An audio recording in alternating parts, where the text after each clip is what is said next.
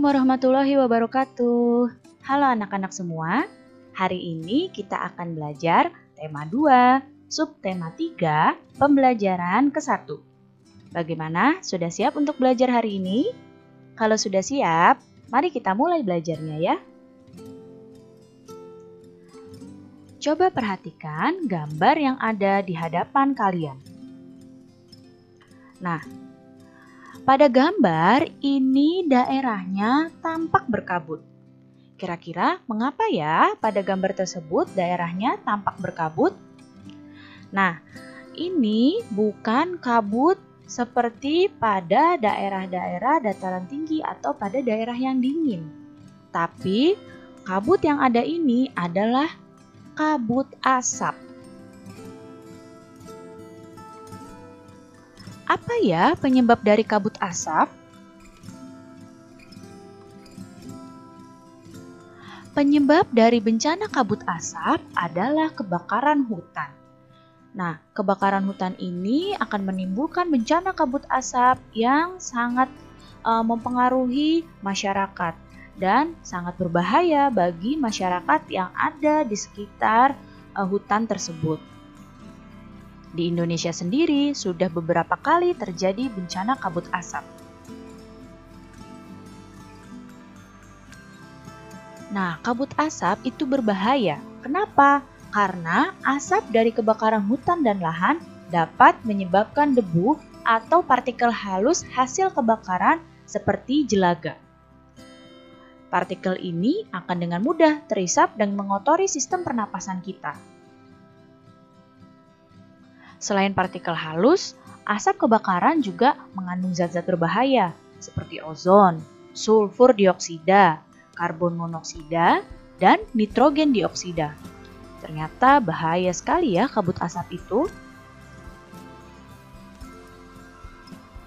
Nah, apalagi bahaya kabut asap bagi kesehatan manusia? Perhatikan ya di hadapan kalian. Yang pertama, bahaya dari kabut asap bisa menyebabkan iritasi pada mata, pada hidung, dan tenggorokan. Karena tadi itu asap yang dibawa itu akan menimbulkan debu yang sangat tipis yang akan membentuk seperti jelaga. Itu yang menyebabkan mata, hidung, dan tenggorokan kita bisa iritasi. Kemudian yang kedua dapat menyebabkan reaksi alergi, peradangan, dan mungkin juga infeksi pada saluran pernapasan kita. Kemudian, kabut asap juga dapat memperburuk penyakit asma dan penyakit kronis lain seperti bronkitis kronik. Orang yang penyakit asma di udara yang bersih saja dia sulit untuk bernapas, apalagi di daerah yang terkena kabut asap akan semakin sulit dia bernapas. Kemudian, kabut asap dapat menyebabkan kemampuan kerja paru-paru itu berkurang dan menyebabkan seseorang mudah lelah dan mengalami kesulitan bernapas. Bahaya kabut asap yang lain adalah menyebabkan polusi pada air bersih, pada tanaman sayuran, pada buah-buahan, dan pada makanan yang tidak ditutup. Karena tadi debu-debunya itu bisa menempel pada air, pada tanaman sayuran, buah-buahan, dan makanan yang tidak ditutup.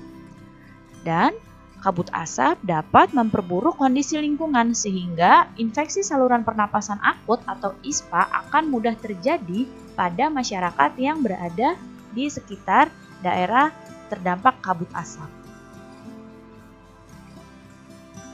Nah, bagaimana ya cara melindungi diri dari bahaya kabut asap seandainya kita berada di daerah yang dekat atau daerah yang terdampak dari bencana kabut asap? Nah, ini cara melindungi diri dari kabut asap. Yang pertama, jika kalian berada di daerah yang terkena kabut asap, kalian sebaiknya menghindari atau mengurangi aktivitas di luar rumah atau di luar gedung. Kemudian, selalu memakai masker jika harus pergi keluar rumah. Itu wajib, karena debu-debu atau partikel-partikel kecil yang terhisap itu akan mempengaruhi saluran pernapasan kita.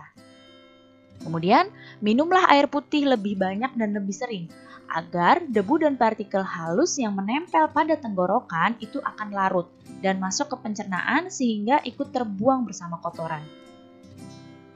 Kemudian segeralah berobat ke dokter atau sarana pelayanan kesehatan terdekat jika kamu mengalami kesulitan bernapas. Kemudian upayakan agar asap dari luar tidak masuk ke dalam rumah. Namun jika sudah kondisinya parah, asap pasti akan masuk ke rumah juga. Kemudian jangan lupa untuk menutup tempat penampungan air minum dan makanan agar makanan dan minuman itu terlindung dengan baik dari asap. Dan buah-buahan dan sayuran itu harus dicuci sebelum dikonsumsi karena debu dan partikel-partikel halus itu pasti menempel di buah dan di sayuran dan harus kita cuci sebelum dikonsumsi. Jadi ini ya cara melindungi diri dari kabut asap. Nah, bernapas itu merupakan kebutuhan utama makhluk hidup. Oleh karena itu, penting bagi kita untuk menjaga kesehatan organ pernapasan. Beberapa cara dapat kita lakukan untuk menjaga organ pernapasan kita agar tetap sehat. Apa saja cara-caranya? Berikut beberapa caranya. Yang pertama, menggunakan masker saat berada di daerah yang mengalami pencemaran udara. Cara yang kedua adalah menjaga kesehatan dan juga kebersihan lingkungan agar udara yang kita hirup itu tetap segar.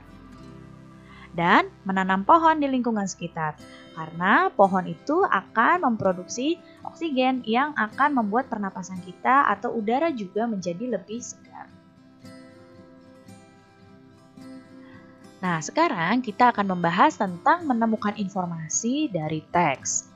Untuk menemukan informasi dari teks, kita dapat mengajukan pertanyaan dengan menggunakan kata tanya. Ini sudah kita bahas kemarin dan sekarang akan kita ulas kembali. Yang pertama adalah kata tanya apa. Kata tanya apa itu untuk mengetahui informasi tentang suatu hal atau benda. Kata tanya di mana ini untuk mengetahui informasi tempat. Kata tanya kapan ini untuk mengetahui informasi waktu. Kata tanya siapa ini untuk mengetahui informasi pelaku atau tokoh dari teks.